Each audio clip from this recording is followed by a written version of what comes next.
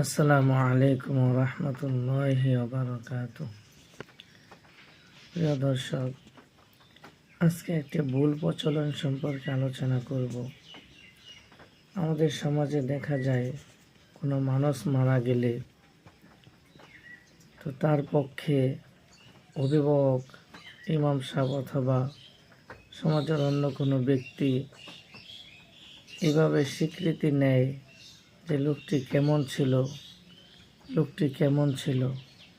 তখন উপস্থিত সকলে, ইচ্ছায় হোক অথবা অনিচ্ছায় হোক, সকলেই বলে যে লোকটি ভালো ছিল, এবং তারা এই ধারণা করে এই স্বীকৃতিটা নেয় যে সকলে যদি বলে যে এই লোকটি ভালো ছিল তাহলে আল্লাহ তাআলা তাকে মাফ করে দেবেন, ভালো হিসেবে গণ্য করবেন।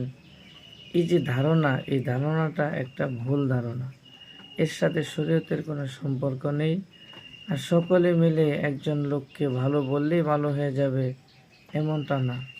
যদি আসলে সে ভালো না হয় তাহলে সে ভালো হতে পারবে না, আর আল্লাহ তাআলার কাছে ক্ষমাও পেতে পারবে না। এ ধরনের ভুল প্রচলন থেকে আমাদের বেঁচে থাকা দরকার।